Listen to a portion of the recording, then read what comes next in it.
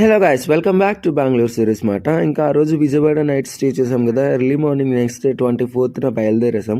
అక్కడ సన్ను వాళ్ళ మమ్మీ వచ్చి లగేజ్ ఇచ్చిందన్నమాట. అండ్ కొంచెం ఫుడ్ కూడా ఇచ్చారు. ఇంకా అక్కడ నుంచి ఫాస్ట్గా రెడీ అయ్యి మళ్ళీ బయలుదేరేసాను. నేనైతే డ్రెస్ మార్చుకోలేదు, ఎందుకంటే మళ్ళీ లాంగ్ జర్నీ కాబట్టి. అండ్ 6కి ఆ పినాకిని ఎక్స్ప్రెస్ ఎక్కమాట.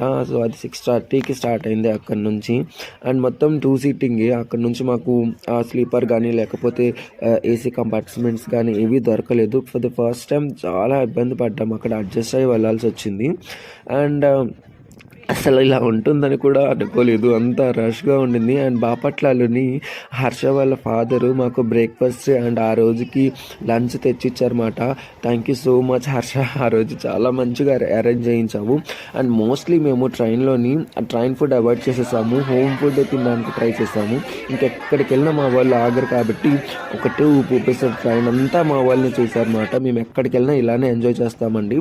అండ్ దాని తర్వాత ఇంకా అందరూ చల్లబడ్డాము, ఎందుకంటే వేడి ఒక్కపోతే తట్టుకోలేకపోయాము. ఇంకా అక్కడ నుంచి చెన్నై సెంట్రల్ స్టేషన్కి వచ్చేటప్పటికి ఆఫ్టర్నూన్ 1 అయిపోయింది. And for the first time కాదు, ఇది నాకు సెకండ్ టైం, బట్ రైల్వే స్టేషన్కి రావడం ఫస్ట్ టైం అట. చాలా పెద్దగా ఉంది అసలు సెంట్రల్ రైల్వే స్టేషన్. ఇంకా అక్కడ నుంచి ఏ ట్రైన్స్ అయినా స్టాప్ అవుతాయి. ఇంకా అది డెడ్ అండ్ అంట అక్కడి వరకు. అండ్ మిగిలినవి తర్వాత చెప్తా.